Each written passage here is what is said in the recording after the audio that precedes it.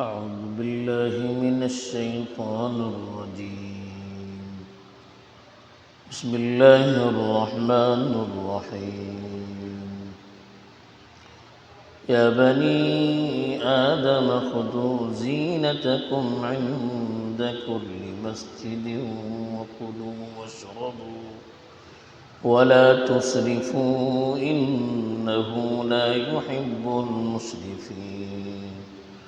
قل من حرم زينة الله التي أخرج لعباده والطيبات من الرزق قل هي للذين آمنوا في الحياة الدنيا خالصة يوم القيامة كذلك نفصل الآيات لقوم يعلمون. الحمد لله والصلاة والسلام على رسول الله أما بعد.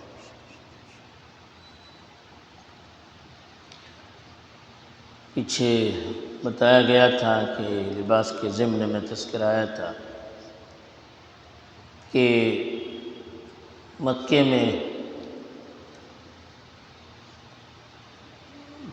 لوگ کعبۃ اللہ کا طواف کرتے وقت زمانے جاہلیت میں سوچتے تھے کہ جس کپڑے پر ہم نے گناہ کیا ہے اس کپڑے کو پاک جگہ پر استعمال نہیں کرنا چاہیے، تو اس لیے عموماً لوگ جب کعبۃ اللہ جاتے تھے تو ننگے ہی طواف کرتے تھے، سوائے قریش کے وہ اپنے کپڑوں میں کرتے تھے، یا قریش سے جن کے تعلقات یا رشتہ داری ہوتی وہ ان کو اپنے کپڑے عاریت میں دیتے تھے، ان کے کپڑے پہن کے طواف کرتے تھے اور اس کو وہ عبادت سمجھتے تھے۔ بعض قبائل کے کھانے پینے کے سلسلے میں بھی محتاط رہتے تھے کہ وہ وہاں جب جاتے تھے مکے میں تو کھاتے پیتے نہیں تھے، صرف سوکھا تھوڑا سا کھاتے تھے جس سے جان بچ جائے، اور اس کو وہ عبادت سمجھتے تھے۔ اسلام نے چونکہ ہر چیز میں اعتدال رکھا ہے، انسانی فطرت کا بھی لحاظ رکھا ہے اور اس کی زندگی کی ضروریات کا بھی خیال رکھا ہے، اور عبادت کو مقاصد سے جوڑ دیا۔ اللہ کو راضی کرنا ہے، اللہ کے بتائے ہوئے طریقے پر عمل کرنا ہے، یہ عبادت ہے۔ کپڑے نہیں پہننا، کم کھانا، یہ عبادت میں داخل نہیں ہے۔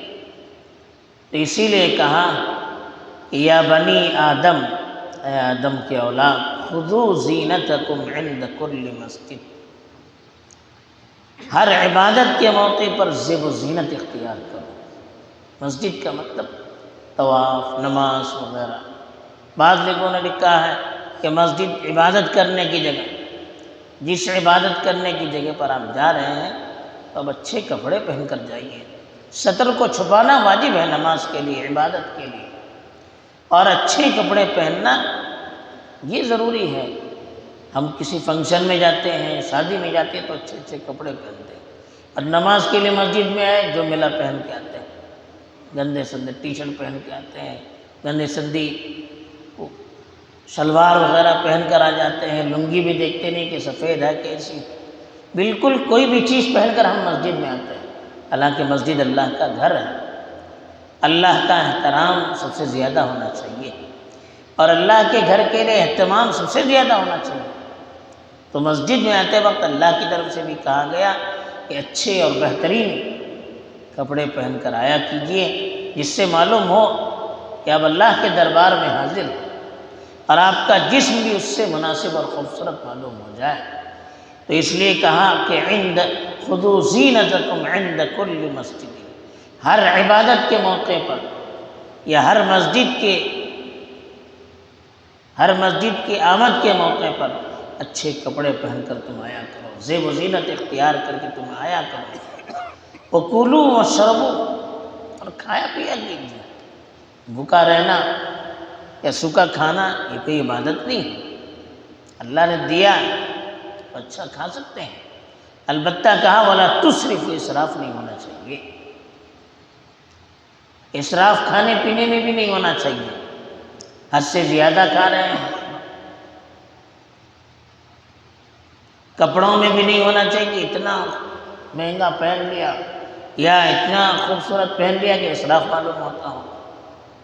خرچہ کرنے میں بھی ایسی، تو ہر چیز میں اعتدال ہونا چاہیے۔ تو اس لیے کہا کھانے پینے میں بھی کوئی حرج نہیں، البتہ اس میں بھی اسراف نہیں ہونا چاہیے، حرام چیز کا استعمال نہیں ہونا چاہیے، حد سے زیادہ نہیں کھانا چاہیے جس سے عبادت پہ فرق پڑتا ہو، صحت پر اثر پڑتا ہو۔ پھر کہا اِنَّهُ لَا يُحِبُّ الْمُسْرِفِينَ، اسراف کرنے والے کو، حد سے آگے بڑھنے والے کو وہ پسند نہیں کرتے ہیں، اللہ پسند نہیں کرتے ہیں، اعتدال اللہ کو پسند ہے۔ پھر جن لوگوں کا عقیدہ تھا کہ عبادت کرتے وقت کپڑے نہیں پہننے چاہیے، یہی عبادت ہے، کھانا پینا نہیں چاہیے، یہی عبادت ہے، تو اللہ پوچھ رہے ہیں قُلْ مَنْ حَرَّمَ زِينَةَ اللَّهِ الَّتِي أَخْرَجَ لِعِبَادِهِ، کون ہے جنہوں نے اللہ کی زیب و زینت کو حرام قرار دیا ہے، جو اس نے اپنے بندوں کے لیے نکالی، یعنی اللہ نے اپنے بندوں کے کھانے کے لیے پینے کے لیے جو چیزیں تیار کی ہیں اس کو کس نے حرام قرار دیا؟ وَالطَّيِّبَاتِ مِنَ الرِّزْقِ، حلال روزی پاکیزہ جو غذائیں ہیں کس نے حرام قرار دیا؟ یہ حرام ہے، یہ حلال ہے، فلاں موقع پر نہیں کھانا چاہیے، فلاں موقع پر یہ نہیں کھانا چاہیے، کس نے کیا ہے؟ اللہ نے جن چیزوں کو حلال قرار دیا ہے اس کو حرام کرنے کی کسی کو موقع، اس کے حرام کرنے کی کسی کو اجازت اللہ کی طرف سے نہیں دی گئی، نبی کو بھی اجازت نہیں دی گئی۔ جس چیز کو اللہ نے حلال قرار دیا نبی بھی اس کو حرام نہیں قرار دے سکتے۔ تو اس لیے کہا کہ کس نے ایسا کیا؟ عبادت کی جگہ پر کپڑے نہیں پہن سکتے، فلاں جگہ کھا نہیں سکتے، یہ جانور حرام، یہ جانور حرام، اللہ نے جس کو حرام قرار دیا بس وہی حرام ہے، اس کے علاوہ باقی سب چیزیں جائز۔ پھر کہا قُلْ هِيَ لِلَّذِينَ آمَنُوا فِي الْحَيَاةِ الدُّنْيَا، یہ چیزیں مومنوں کے لیے اس دنیا میں زندگی میں بھی ہیں، خالصۃ یوم القیامہ، اور قیامت میں تو بالکل خالص ہے، ایسی چیزیں ہوں گی کہ جن سے کوئی تکلیف نہیں، کوئی پریشانی نہیں۔ دنیا میں بعض کھانوں سے فرق پڑتا ہے، بعض پہننے سے فرق پڑتا ہے، لیکن قیامت میں ایسا نہیں، آخرت میں ہمیشہ کے لیے خالص چیزیں اللہ تعالیٰ کی طرف سے ملیں گی۔ دنیا میں جو ہے وہ وقتی ہے، اور دنیا میں مومنوں کے لیے بھی ہے، غیر مومنوں کے لیے، لیکن آخرت میں خالص چیزیں ملے گی، ہر پریشانی سے، ہر بیماری سے پاک چیزیں، نہ آدمی اکتائے گا، نہ اس کو کھانے میں، پینے میں، پہننے میں کوئی تکلیف ہوگی، اور وہاں صرف مومنوں کے لیے ہوگی۔ كَذَلِكَ نُفَصِّلُ الْآيَاتِ لِقَوْمٍ يَعْلَمُونَ، ایسے ہی ہم نشانیوں کو کھول کھول کر بیان کرتے ہیں، تفصیل سے بیان کرتے ہیں ان لوگوں کے لیے جو جاننے والے ہیں، یعنی جو لوگ سوچ سمجھ رکھتے ہیں، جاننے کی صلاحیت رکھتے ہیں، ان کے لیے ایسے ہی جس طرح سے ہم نے یہاں پر کھول کھول کر باتیں بیان کی ہے، ایسے ہی باتیں ہم کھول کھول کر بیان کرتے ہیں۔ بہرحال ان آیات میں اللہ تعالیٰ نے اسلام کا نقطۂ نظر بتا دیا، ایک تو کہ کھانے پینے کی چیزوں میں، پہننے کی چیزوں میں اچھی چیزوں کا استعمال کرنا یہ کوئی تقوی کے خلاف نہیں ہے، اور دوسری چیز یہ بتا دی کہ عبادت کے موقع پر، خاص طور پر مسجد میں داخلے کے وقت اچھے لباس پہننے چاہیے جس سے حسن ظاہر ہو۔ تیسری چیز بتائی کہ کسی چیز میں اسراف نہیں ہونا چاہیے، اسراف کا مطلب حد سے زیادہ آگے بڑھنا۔ چوتھی چیز بتا دیا کہ حرام قرار دینے کی اللہ کی طرف سے کسی کو اجازت نہیں دی ہے، جس چیز کو اللہ نے حرام قرار دیا اس کو دنیا کی کوئی طاقت حلال نہیں قرار دیتی ہے۔ اور آخری چیز جو اللہ نے بتا دی کہ دنیا میں جو بھی چیزیں ہیں وہ وقتی ہیں، یہی چیزیں اللہ تعالیٰ خالص قیامت کے دن عنایت فرمائیں گے۔ اللہ نے دنیا میں دی ہے تو مطلب کہ اس کا استعمال ہم کر سکتے ہیں۔